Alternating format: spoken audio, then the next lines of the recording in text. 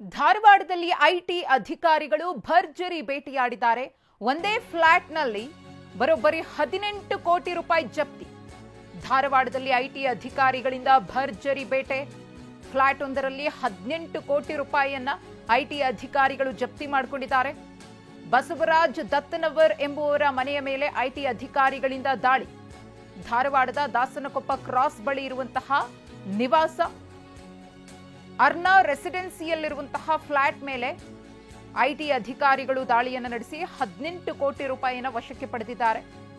Flat number 303ರಲ್ಲಿ 18 ಕೋಟಿ ವಶಕ್ಕೆ ಪಡೆದ ಅಧಿಕಾರಿಗಳು ಹಣ ಯಾರದ್ದು, ಹಣದ ಮೂಲದ ಬಗ್ಗೆ ಐಟಿ ಟೀಮ್ನಿಂದ ತನಿಖೆ ನಡೀತಾ ಇದೆ. ಈ ಕುರಿತು ಮತ್ತಷ್ಟು ಮಾಹಿತಿಯನ್ನ ಕೊಡ್ತಾರೆ ನಮ್ಮ ಪ್ರತಿನಿಧಿ ನರಸಿಂಹಮೂರ್ತಿ. ಎಷ್ಟೊತ್ತಿಗೆ ಐಟಿ ಅಧಿಕಾರಿಗಳು ದಾಳಿಯನ್ನು ನಡೆಸಿದ್ದಾರೆ? 18 ಕೋಟಿ ಸಿಕ್ಕಿರುವುದು ಬರೋಬ್ಬರಿ. ಹೇಗೆ ನಡೀತಾ ಇದೆ ಐಟಿ ಟೀಮ್ನಿಂದ ತನಿಖೆ?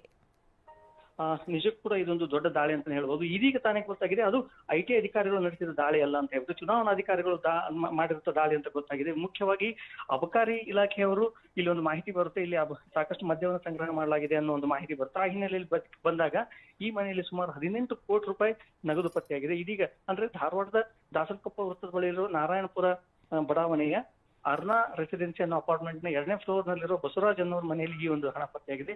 ಇದೀಗ ಇದರ ಸಂಪೂರ್ಣ ಮಾಹಿತಿಯನ್ನ ಕಲೆ ಹಾಕಲಾಗ್ತಾ ಇದೆ. ಈಗಾಗಲೇ ಸ್ಥಳಕ್ಕೆ ಪೊಲೀಸರು ಮತ್ತು ಹಿರಿಯ ಅಧಿಕಾರಿಗಳು ಕೂಡ ಬಂದಿದ್ದಾರೆ. ಚುನಾವಣಾ ಹಿರಿಯ ಅಧಿಕಾರಿಗಳು ಕೂಡ ಇನ್ನೂ ಕೆಲವೇ ಕ್ಷಣಗಳಲ್ಲಿ ಬರೋ ಸಾಧ್ಯತೆ ಇದೆ. ಒಟ್ಟಿನಲ್ಲಿ ಇದೊಂದು ದೊಡ್ಡ ದಾಳಿ ಅಂತ ಹೇಳ್ಬೋದು.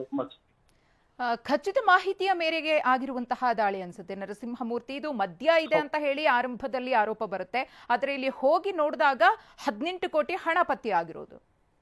ಹೌದು ಮನಸ್ಸು ಏನಂದ್ರೆ ಆರಂಭದಲ್ಲಿ ಅಬಕಾರಿ ಇಲಾಖೆ ಅಧಿಕಾರಿಗಳಿಗೆ ಮತ್ತು ಜಿಲ್ಲಾ ಚುನಾವಣಾ ಅಧಿಕಾರಿಗಳಿಗೆ ಒಂದು ಮಾಹಿತಿ ಬರುತ್ತೆ, ಇಲ್ಲಿ ಸಾಕಷ್ಟು ಪ್ರಮಾಣದ ಮದ್ಯವನ್ನ ಸಂಗ್ರಹ ಮಾಡಲಾಗಿದೆ ಅಂತ ಬರುತ್ತೆ. ಈ ಹಿನ್ನೆಲೆಯಲ್ಲಿ ಅವರು ಸ್ಥಳಕ್ಕೆ ಬಂದು ಪರಿಶೀಲನೆ ಮಾಡಿದಾಗ ಮನೆಯಲ್ಲಿರುವ ಏನು ಕಬೋರ್ಡ್ಗಳಲ್ಲಿ ಕಂತೆ ನೋಟ್ ಸಿಗುತ್ತೆ. ಅದನ್ನು ಎಣಿಸಿದಾಗ ಬರೋಬ್ಬರಿ 18 ಕೋಟಿ ಸಿಕ್ಕಿದೆ ಅನ್ನೋದು ಕನ್ಫರ್ಮ್ ಆಗಿದೆ. ಇದೀಗ ಸ್ಥಳಕ್ಕೆ ಜಿಲ್ಲಾಧಿಕಾರಿಗಳು ಕೂಡ ಬರೋ ಸಾಧ್ಯತೆ ಇದೆ. ಒಟ್ಟಿನಲ್ಲಿ ಇದೊಂದು ದೊಡ್ಡ ಮಟ್ಟದ ದಾಳಿ ಅಂತ ಹೇಳ್ಬೋದು. ಎಲ್ಲ ಏನು ಮಾಹಿತಿಯನ್ನ ಕಲೆ ಹಾಕ್ತಾ ಇದ್ದಾರೆ ಮತ್ತು ಬಸವರಾಜ್ ಅವರನ್ನು ಕೂಡ ಇದೀಗ ಮಾಹಿತಿಯನ್ನ ಅವರ ಬಳಿಯನ್ನು ಕೂಡ ಮಾಹಿತಿಯನ್ನ ಕಲೆ ಹಾಕ್ತಾ ಇದ್ದಾರೆ. ಮಧುಶ್ರೀ, ಧನ್ಯವಾದ ತಮ್ಮ ಮಾಹಿತಿಗಾಗಿ ನರಸಿಂಹಮೂರ್ತಿ.